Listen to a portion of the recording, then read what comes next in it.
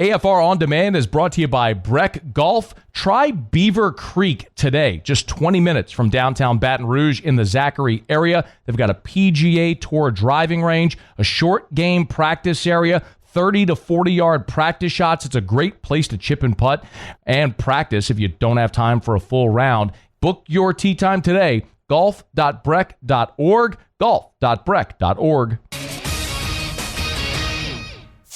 Matt Moscona. I'm very important. After further review. Say it one more time. After further review with Matt Moscona. And here we go. Live from the Raising Cane studio. Let's ride!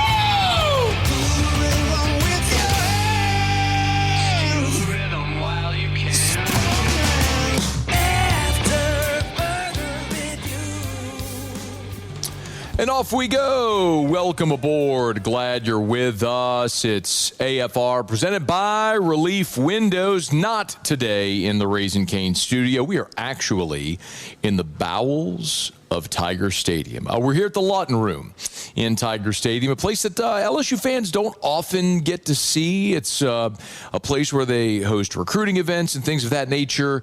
But here tonight for a very special event, the Epilepsy Alliance of Louisiana, their Stand Up for Epilepsy event is here tonight. I'll be emceeing. My wife and I will be sharing our story with Drew, and looking forward to a great night here at the Lawton Room. It is open to the public if you want to come learn more and participate in the Stand Up for Epilepsy event at 6 p.m. here in the Lawton Room. So we'll look forward to seeing a lot of folks tonight. We got a lot to do. Frank Wilson began previewing the LSU-Alabama game week. Saints, man, did they get pummeled by one of the best teams in the NFC. The Rams will get through all of that. Auburn's fired as coach. We'll head to the Plains next hour. We got a ton to do. Let us begin as we do every single day. It's time to pop the top on another edition of AFR with Bud Light. Drink easy. After what I would classify as maybe the wildest week in my nearly 20 years covering this LSU football program, finally we get back to talking about football, which I think would be a welcome reprieve for everyone. And yes, the future of the program, hiring a new head coach, hiring a new athletic director, all of that is paramount and things that we're going to talk about plenty in the coming days, weeks, and months. But LSU is going to play Alabama on Saturday. Tigers will face fourth-ranked, 7-1 Alabama, which has not looked like a dominant football team this year, but they have found ways to win. This is an Alabama team that got a big lead against Georgia, then was shut out in the second half against the Bulldogs and held on.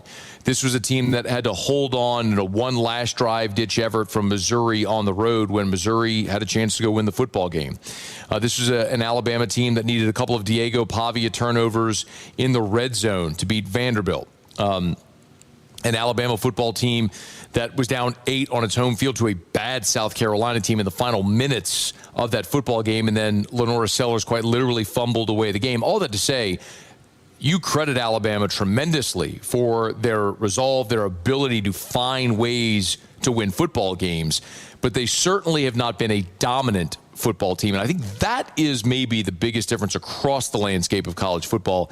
Save Ohio State and Indiana, we really haven't seen dominant teams across the football landscape this year, which makes it feel pretty wide open, as evidenced week in and week out across the landscape of college football. So Frank Wilson at the helm of the LSU program now, steering the ship for the final 4 games. And on Monday, Coach Frank met with reporters and said, look, despite all the tumult of the last week, spirits are high there in football ops.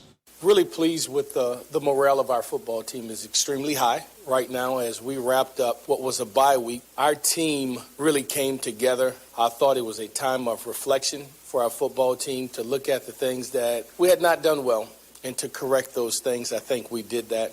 To build our team with depth and youthfulness, I thought we did that.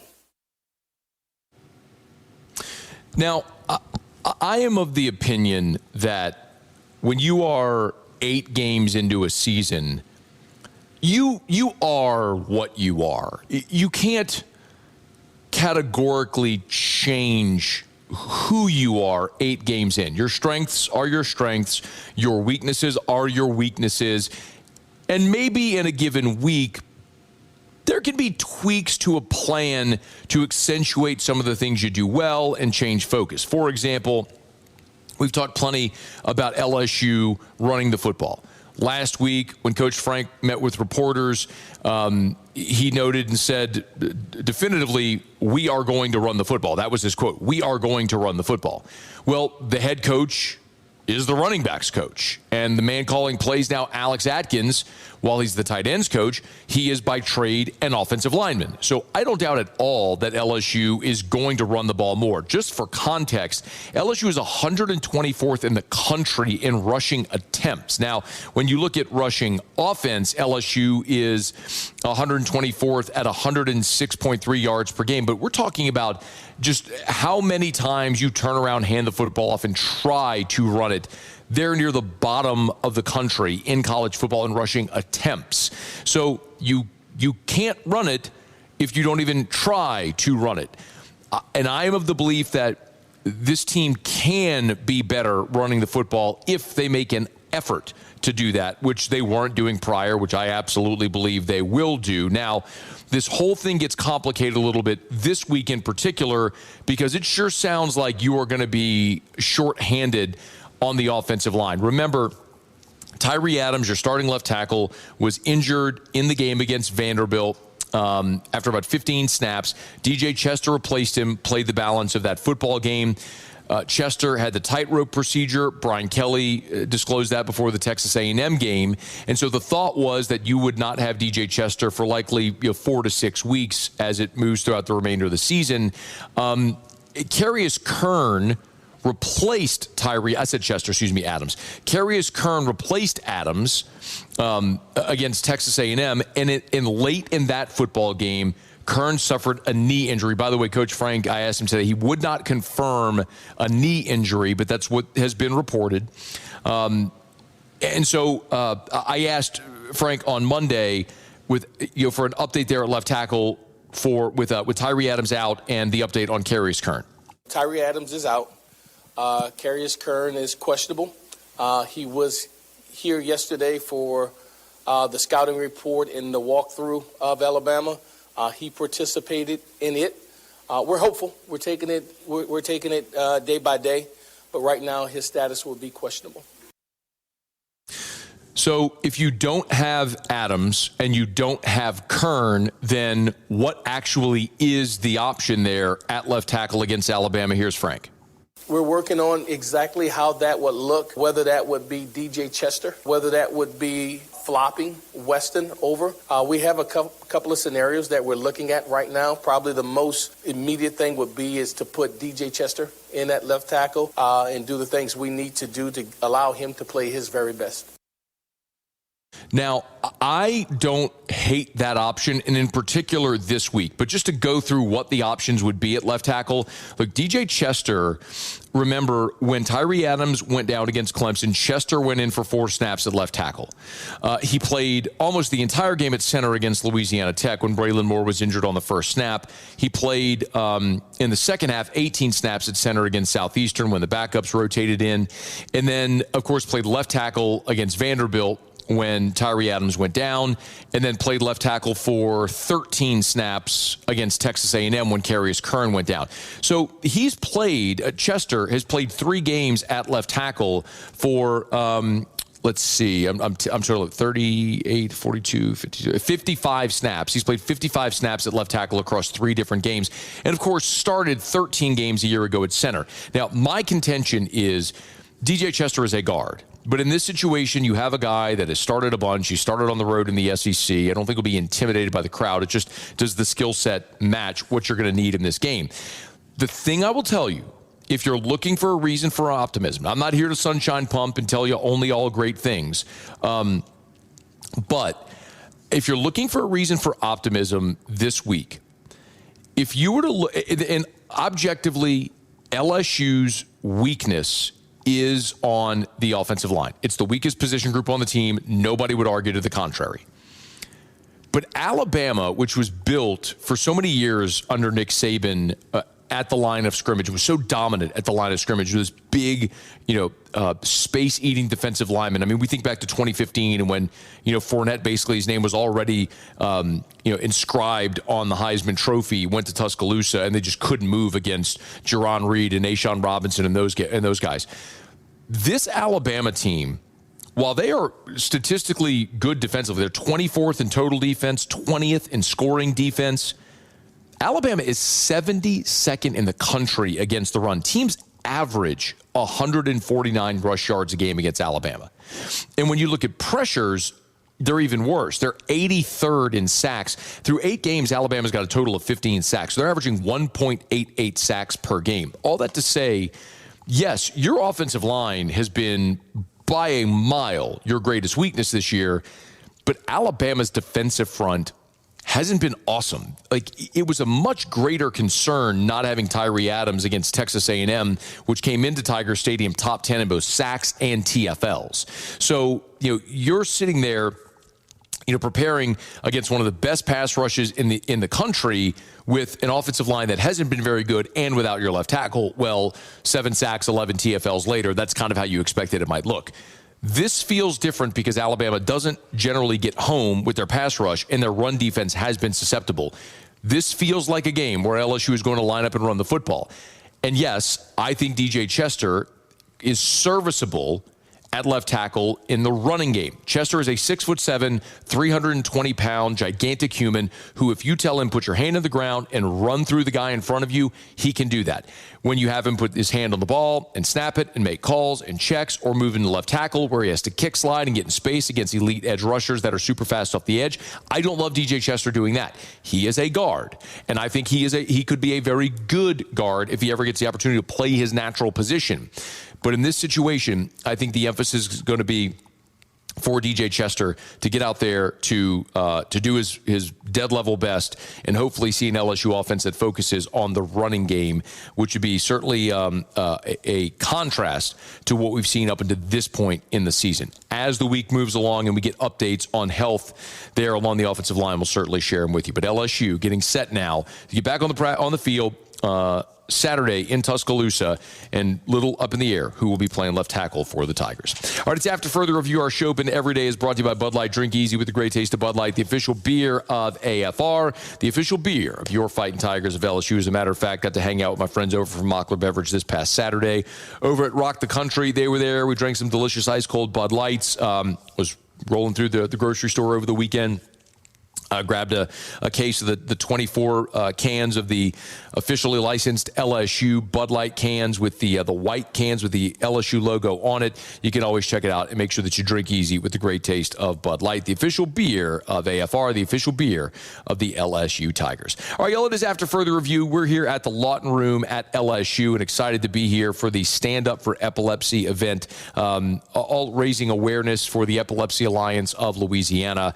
I'll be emceeing tonight. My wife and I will be presenting, telling our son, our family's story with Drew with his battle with epilepsy, and we'll look forward to that tonight. So if you are looking for something to do, you can certainly come on out. It's a totally free event. We invite you to come on out here to the Lawton Room tonight for the event at 6 o'clock. Doors open at 5:30. All right, it's After Further Review. We will knock out a quick break, come back. Saints lose to the Rams 34-10. Tyler Shuck's debut. I'll give you my assessment of it next here on AFR. After Further Review. AFR is brought to you by the Watermark and the Renaissance, 2 amazing hotel properties in Baton Rouge. Watermark downtown, Renaissance Southtown. Of course, LSU on the road this weekend. But for home football games, LSU on the Friday before home football games, they're set up there at Renaissance Baton Rouge on Bluebonnet. Now listen, Renaissance Baton Rouge is an awesome place for a lot of different reasons. I tell you all the time, if you're hosting an event, no matter the size, I mean, the Grand Ballroom can host up to 500 people, so you can have any size event there. But also, look, the Tallulah inside Renaissance Baton Rouge is a great place to go have a business lunch, have a dinner. You want a cocktail on the terrace outside, you could do that as well. All right there at Renaissance Baton Rouge. And if you have an event coming up that you're planning or will be coming up, give my friend Allison Crump a call over at Renaissance Baton Rouge. It's always a great place to stay when you have friends or family in from out of town. Right there on Bluebonnet, it's Renaissance Baton Rouge. After Further Review, presented by Relief Windows. Windows, doors, siding. And oh, we do shutters too.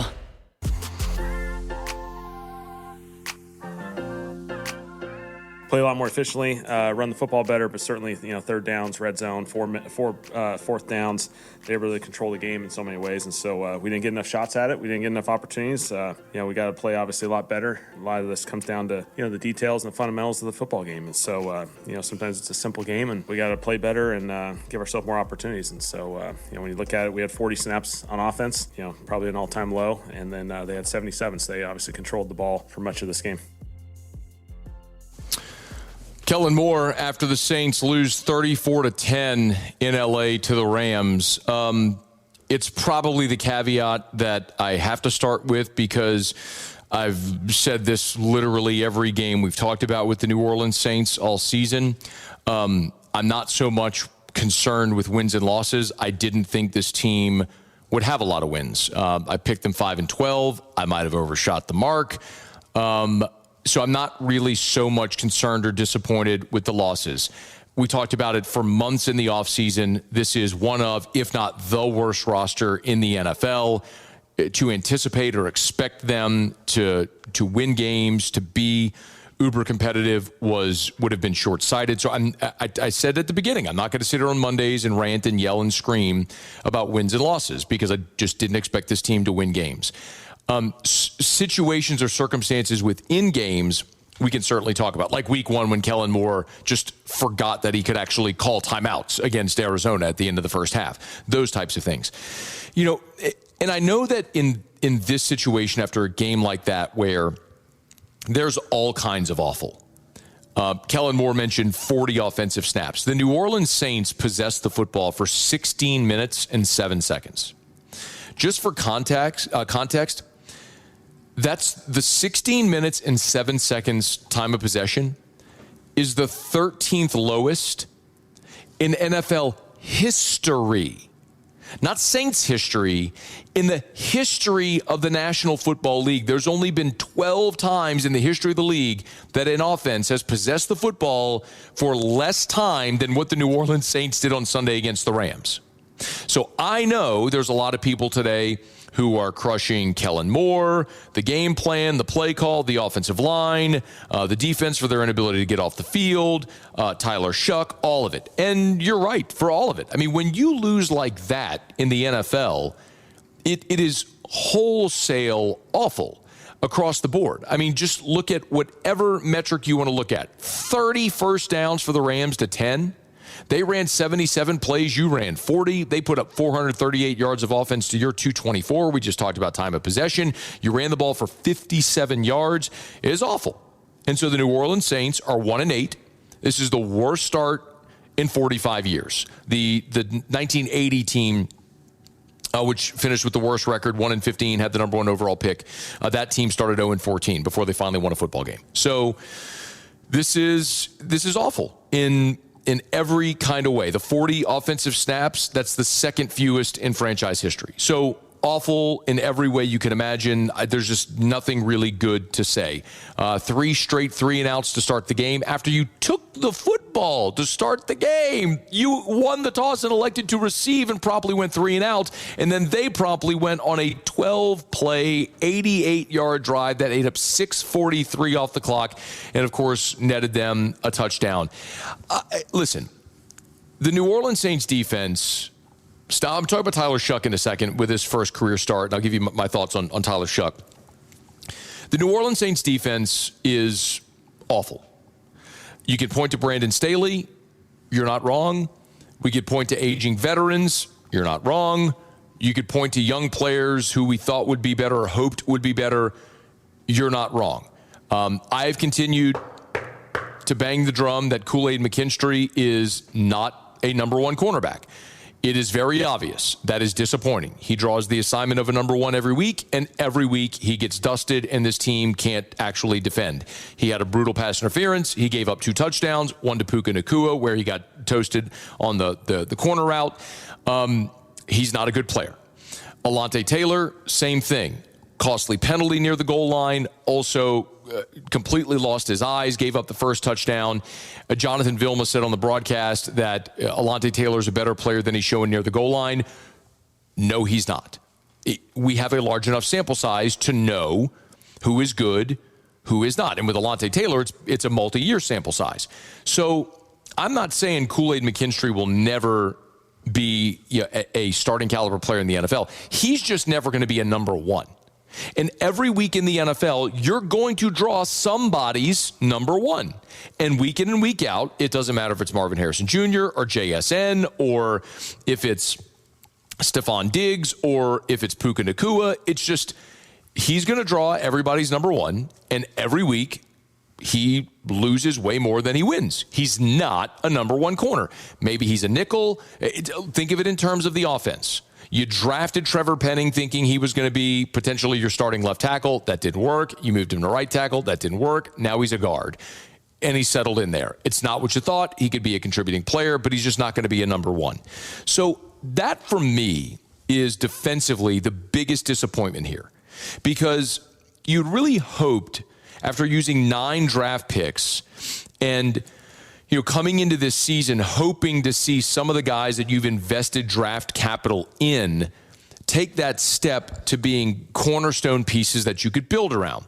But the more you look at it, you realize you have 4 first-round picks on your offensive line, and they're not very good. I think Kelvin Banks could end up being your franchise left tackle. I think he could end up being a good player.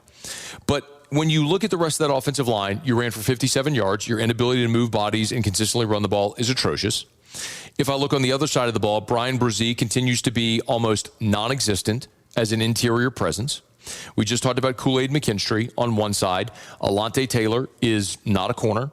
We learned that a year ago when you traded Lattimore and Adebo was hurt and Alontae Taylor had to play boundary corner. He's not a boundary corner. I think he's a safety with poor cover skills. Probably more of a guy that could maybe play center field for you, but I don't like Alontae Taylor at all playing corner or nickel. That's not his strong suit, very clearly. I'm not going to throw dirt on Jonas Sanker. He's starting as a rookie. You thought you would address that in free agency. He's had to start this season as a rookie prior to what you thought. And I think he could still be a good player. You're learning more about guys like Danny Stutzman, if they could replace your veteran aging linebackers. But it's hard to ignore the fact that every week you go out there and your defense stinks. You have played every road game that you have played, you have lost by double digits. You lost at Seattle 44-13. You lost at Buffalo 31-19. You lost at the Bears 26-14, and now you lost at the Rams 34-10. Every time you've gone on the road, you've lost by double digits. Your defense is awful.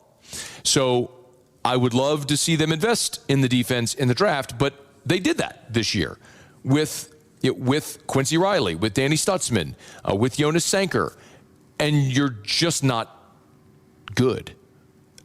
And so there isn't really a quick fix.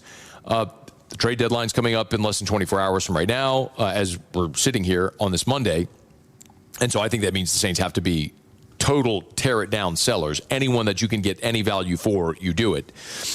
But the other part of this, of course, is Tyler Shough. And maybe I'm burying the lead because Shough did make his first career start.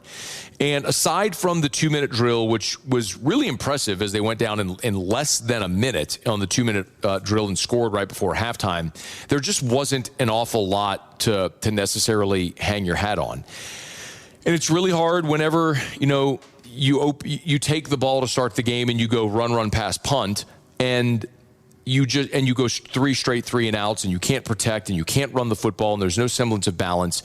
How we're going to judge Tyler Shough, I think, has to be the exact same way that we judge Spencer Rattler. It's not necessarily that you're judging him on the wins and losses or the statistics. It's how do you function within the offense, and are you elevating your team? I can't say that I saw anything from Tyler Shough that cost them the game. The interception late was a 4th down play. He had to just heave the football, and it was picked. Happens. But he didn't do anything to elevate the team. Okay, it's his first career start. We'll see more. In the same way that Spencer Rattler got 6 starts a year ago and 8 starts this year, we saw 14 starts for Spencer Rattler. We're going to see the final 9 games of this season we're going to see Tyler Shuck start tomorrow, all barring injury, which hopefully he doesn't. He stays healthy and has an opportunity. And we'll see a growing sample size to see what that looks like. And just like I told you with Rattler losing all 6 games a year ago, I was not pinning that on him at all. They had a practice squad roster. I'm not pinning the record on Rattler.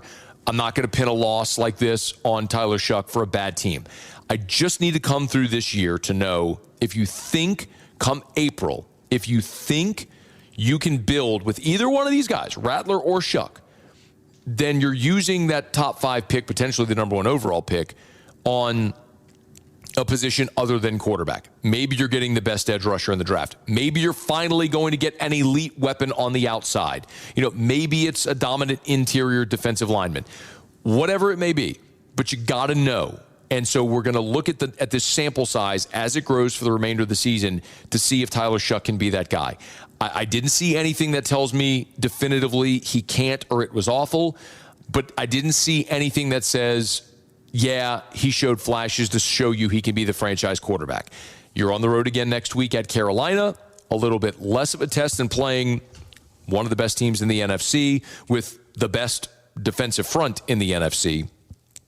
In LA, maybe you see a little more functionality in this offense. But if you can't run the football and have any semblance of balance, and if your offensive skill guys continue to not make plays, I mean, late in the football game, when they went forward on the 4th down, the play before that was a 3rd down where Juwan Johnson had an opportunity to make a catch on the sideline, and he falls down and drops the football. Like, you've got to have guys that can elevate, that can help elevate your offense. That can make a play for your quarterback, and you just don't see it anywhere on this offense right now. You didn't see it for Rattler. You didn't see it on Sunday for Shuck. They're just an awful football team.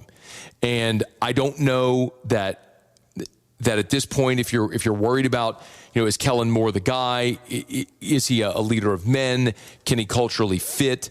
The thing that I maybe am hopeful for is looking at Dan Campbell. And you can laugh and roll your eyes and guffaw, and I wouldn't blame you for that. But Dan Campbell's first year in Detroit, they were 3-13-1 back in 2021.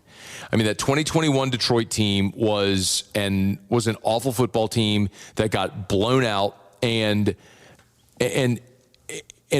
just had to sort of stomach their way through it. Penei Sewell was a rookie on that team, and you look at some of these scores, man. They lost to Green Bay 35-17. There was a 44-6 loss to the Philadelphia Eagles.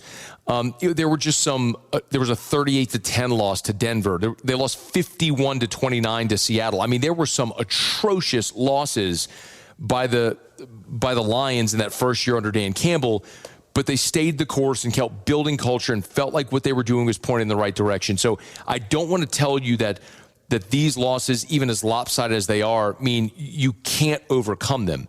This is going to be a process of rebuilding not only your roster, but your culture and all of it.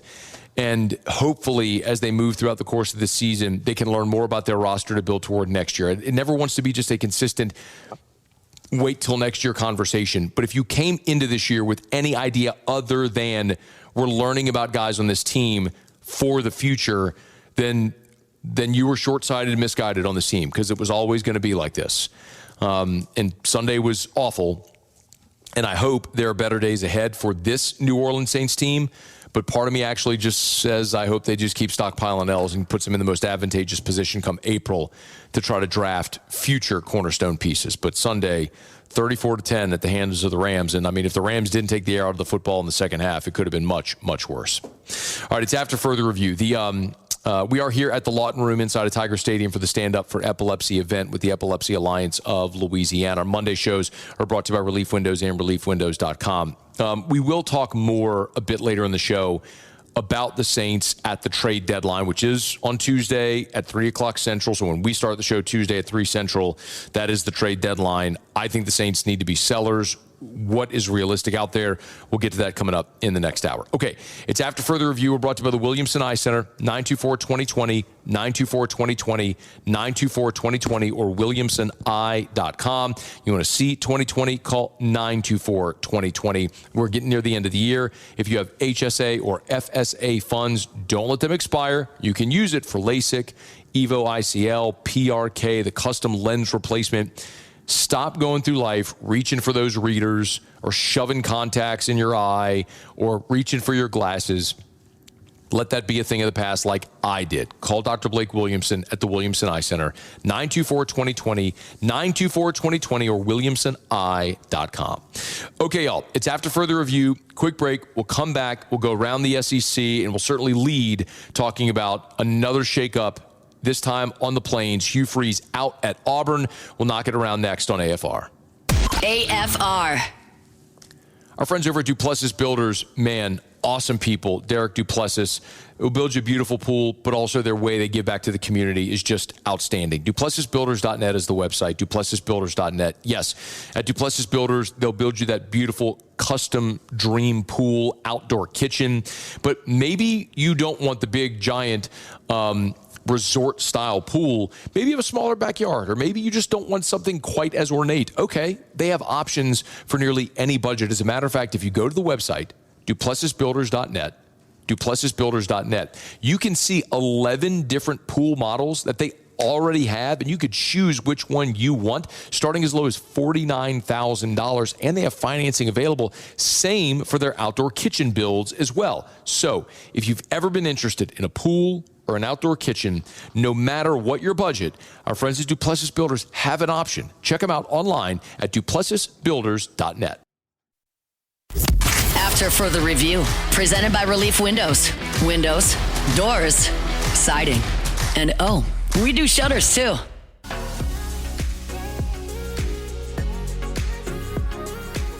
I kind of saw this one coming when you lose 10-3 last night to the Kentucky Wildcats. Their offense, which Hugh Freeze was known at his time at Ole Miss and at Liberty for being a great offensive coach, did not ever really hit a stride at Auburn. I put this, Drew, as the fourth best job on the board behind LSU, Florida, and Penn State, but Auburn is still a monster job that's going to be open in the SEC. Hugh Freeze out as the head coach of the Auburn Tigers. I just never would have thought that this would have happened. Freeze was, a head coach. He was at the NAIA level, but got his first, FBS job back in 2011 at Arkansas State, where he was there for 1 year, and he went 10-2. They went 8-0 in the Sun Belt, won the league. And after 1 year at Arkansas State, he got the Ole Miss job. And in 5 seasons at Ole Miss, now he's had to vacate a bunch of wins, but he went from 7 to 8 to 9 to 10 wins. I mean, it was just a consistent elevation of that program. In those last 2 years, he went to the Peach and Sugar Bowl, respectively, before 2016 when they bottomed out and they got fired amid all the tumult with the off the field stuff. And he was out of the game for 2 years and served his time, so to speak. And then 4 seasons at Liberty, he was 34-15. He's just won everywhere he's been. And so the assumption was, okay, you let him back in the SEC, very bright offensive mind. You give him the resources, Auburn, it'll work. 6-7, 5-7, and now fired at 4-5. Defense has been good. The offense has just been atrocious. I would have never seen this coming with Hugh Freeze, it not working at a place like Auburn. But I look at Auburn, and it's relevant for LSU aside from the fact that it's in the SEC, because when you look at the odds, and I know that Jimmy told us last week, there's nothing that the sports, that the odds makers get more wrong than head coaching odds, and I understand that. But also around the state of Alabama, there's a lot of talk about John Sumrall. And Sumrall, remember, had been at Troy before he took the Tulane job. So he's got ties in that state, and there is a thought that Sumrall may be at the top of Auburn's wish list. So, listen, I don't know where John Sumrall would fall in LSU's pecking order. But suffice to say, if that's the hot name in the G6, Sumrall, you'd have competition for him. I mean, he will get, if he wants a better job this year, he will get it.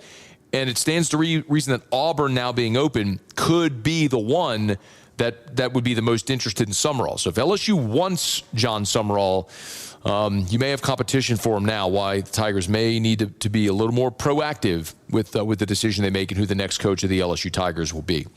We'll talk plenty more about Auburn being open. Justin Hawkinson, who covers Auburn, will be here in 45 minutes. We'll get his take on that. All right, it is After Further Review. We're glad you're with us. Our Monday shows are brought to you by Relief Windows and ReliefWindows.com. Always love telling you about our friends at Rouse's, the official supermarket of the New Orleans Saints. Rouse's.com, Rouse's.com. Hey, look, the Tigers and the Saints are both on the road again this weekend, so no tailgate, but maybe you're having a home gate or a watch party. No worries. Our friends at Rouse's can help you out with all your tailgate trays, your party platters. You're having a bunch of people over. Maybe you just want to throw something on the grill. Our friends over at Rouse's have everything that you need. The meat to throw on the grill, the party platters and trays, the desserts, the flowers, and, of course, they've been helping you make groceries for 65 years. It's Rouse's. Rouse's.com, Rouse's.com. Rouse's. This feels like home. All right, Muse, we do it every day about this time. Let's go around the SEC. Around the SEC, bringing you the biggest news from the nation's best conference, the Florida Gators. All right, Florida freshman wide receiver Dallas Wilson now expected to miss the remainder of the 2025 season due to a foot injury he suffered in the loss to Georgia. Swamp 24/7 confirmed that. Matt Zenitz was first. Wilson appeared in 4 games this season, so he's eligible for a red shirt. You remember, he's been dealing with that foot injury since fall camp. He actually missed the first 4 weeks of the season, now out for the rest of 2025. The Alabama Crimson Tide. Alabama defensive back Dre Kirkpatrick Jr. has been suspended indefinitely following an arrest over the weekend, Kalen DeBoer said on Monday. According to AL.com, Kirkpatrick arrested on 3 counts of reckless endangerment, attempting to elude, and speeding on Saturday, released on $1,500 bond. He's played in every game this season for the Tide, mainly on special teams. The Texas Longhorns. Steve Sarkisian gives an injury update on starting safety Jelani McDonald. He exited Saturday's win over Vanderbilt in the first half, did not return. Of course, Texas is already down safety Michael Taft as well.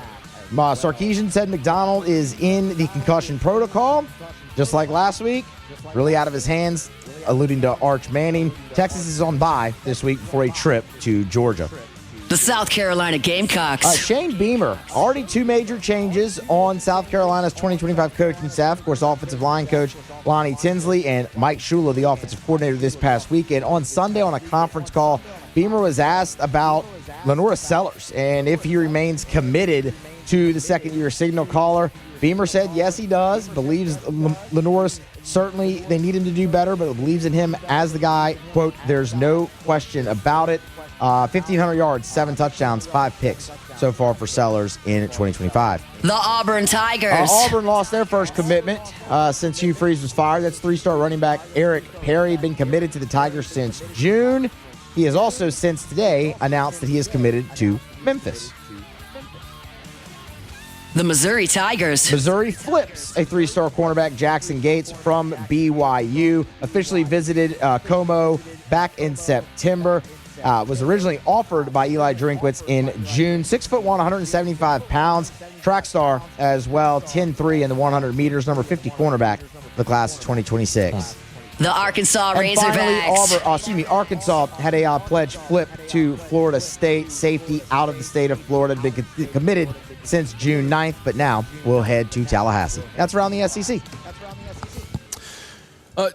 Quickly, though, these are the updated odds for who would be the next head coach at Auburn. Paul, I don't know if you could pull this up on the screen. This is shared on the ESPN, the 104.5 ESPN socials, but this is from Bet Online. Kenny Dillingham is the betting favorite, followed by John Summerall, then James Franklin, Brent Key, Jimbo Fisher would be interesting. Remember, Jimbo is a former Auburn assistant before he became the head coach at LSU. Of course, he was at Samford and then came to, offensive coordinator at LSU, but had spent time as a quarterback's coach at Auburn years ago. Ryan Silverfield from Memphis, Eli Drinkwitz, Gus Malzahn, Dan Mullen, John Gruden, Glenn Schumann over at Georgia, and Clark Lee. That's the list from Bet Online at for who's the next coach at Auburn. But again, Dillingham, Summerall kind of at the top. It'll be interesting to see how those dominoes start to fall. All right, it's After Further Review. Monday shows are presented by Relief Windows and ReliefWindows.com. We are here at the Lawton Room at LSU for tonight's Stand Up for Epilepsy event benefiting or courtesy of the Epilepsy Alliance of Louisiana. Free event, open to the public, starting at 6 p.m. Doors open at 5:30. We hope to see you here. We'll knock out a quick break and wrap up hour number 1 with what we learn next here on AFR. AFR. Was over at Goodwood Men's Sexual Wellness earlier today. As a matter of fact, I was going to pick up my one of the supplements that I take that I get from Goodwood Men's Sexual Wellness. And yes, like I say often, they do ED treatments. That's only a part of what they do. So if you suffer from ED, they've got options, but they also have hormone replacement therapy. And something I really want to impress upon you are the non-pharmaceutical options that they have that can help with so many different things that ail you. If you have gut issues, if you have anxiety, if you have low libido, a lot of different things, low energy levels, so many different ways, pain, supplements for tissue repair or injuries that can help your body heal faster. Modern science is amazing, and there are options to help you feel like you're better, like your younger self. So learn more online. Start there at yourgoodwood.com. After Further Review, presented by Relief Windows. Windows, doors, siding, and we do shutters too.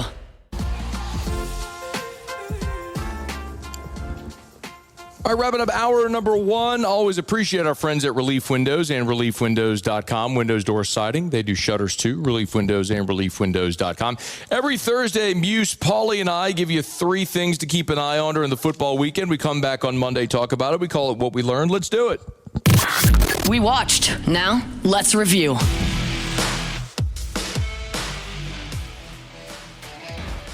All right, going to get us started. Thursday Night Football, we were keeping an eye on it. It was the return of Lamar Jackson, and boy, the Ravens just handled the Miami Dolphins 28-6. 4 touchdown passes for Lamar, no turnovers for the Ravens, and just like that, they're 3-5 and just 2 games back of first place in the AFC North. The team started 1-5, but don't look now. Here they come. I was watching Texas and Vandy. Texas wins 34-31. Texas dominated early, jumping out to a 24-point lead. Vandy rallies in the fourth quarter to pull within 3, but they can't get the onside kick to finish off the comeback. Both Arch and Diego Pavia threw for over 300 yards and 3 touchdowns. Both teams now 7-2, fighting for a playoff spot. I kind of cheated and gave you Tyler Shuck's debut, which of course we were going to talk about, but no one else mentioned it. Shuck finished 15 of 24 for $176, a touchdown, a pick. The pick was a heave at the end on a 4th down for what it's worth. Saints really had no shot in that football game, but I would tell you this about Shuck. It wasn't such an awful debut that I looked and said, this guy has no shot of ever amounting to anything. So let's at least see what it looks like another week from now. Miami and SMU, we thought this would be a tricky spot for the Hurricanes, and boy, was it. 2 very costly interceptions for Carson Beck. 13 points off those turnovers as well for SMU. They pull off the upset in overtime. It was actually Beck throwing an interception on Miami's drive in overtime that set up the winning score for SMU. Mustangs outside shot at the ACC championship. They needed a little help. The Cristobal November fade continues. Broncos and Texans. Denver gets the win 18-15. Slow game offensively for both teams. CJ Stroud did leave this game with a concussion. Will Lutz hit a 34-yard field goal as time expired. Denver improves to 7-2 and is first place in the AFC West. I told you to keep an eye on Indy at Pittsburgh because while the Colts at 7-1 were mighty impressive, their biggest test was at the Rams and they lost. So now they did have the 1-point win against Denver, but wins against the Dolphins, Titans, Raiders, Cardinals. I don't know how much we were at 2 against the Titans, by the way, how much we're really buying it. They go on the road, and after leading 7-0, the Colts never led again. Pittsburgh, a 27-20 winner over the Colts. Maybe pumping the brakes just a smidge on all the Danny Dimes love. Stinky line of the week was in Rice Eccles, Utah, and Cincinnati, and boy, Vegas nailed it. 45-14 Utah. They've outscored their last 2 opponents 93-21. Pretty good. Bills knock off the Chiefs. The Regular season dominance for Josh Allen over Patrick Mahomes continues. Josh Allen set a franchise record for completion percentage with 88.5%. Mahomes finished with his worst completion percentage of his career with 44.1%. Could we see a postseason rematch of this game? I enjoyed cashing that ticket. And we told you to keep an eye on Billy Gonzalez's debut as the interim head coach there at Florida. Gave the Bulldogs a run for their money, but Georgia would hang on at the end 24-20. And shame on you, Gunnar Stockton, for taking a knee at the 1-yard line because you cost me and millions of other people the cover, you jerk. Anyway, the gambling gods giveth and the gambling gods taketh away because we stole one with Vanderbilt, if we're being honest. Georgia beats Florida 24-20. All right, there you have it. That's what we learned this past weekend. We're glad you're hanging out with us here. Monday edition of AFR presented by Relief Windows. We are at the Lawton Room here in the bowels of Tiger Stadium. The Stand Up for Epilepsy event is tonight. We're excited to be here. I'll be emceeing. Erica and I will present and we'll speak on our story with Drew. And if you want to learn more about families dealing with epilepsy, or maybe you or someone you know deals with epilepsy and you want to find out about the resources the Epilepsy Alliance of Louisiana offers, you can come. Doors open at the Lawton Room tonight at 5:30 and the event follows at 6 p.m. We're looking forward to it. Peter Burns next. AFR. We're brought to you by Our Lady of the Lake, championship health partner of LSU Athletics. Our Lady of the Lake and LSU, together we roar. You know, we talk all the time about Our Lady of the Lake and their commitment to LSU athletics, which is sincere. I mean, obviously with all the NIL deals, the corporate sponsorship, and then they've agreed to the naming rights of the new arena. But Our Lady of the Lake and their partnership with LSU is so much more than just being a financial sponsor and partner of LSU athletics. The physicians, the world-renowned physicians at Our Lady of the Lake care for the LSU athletes. They also have the contract for the Student Health Center to care for the LSU students.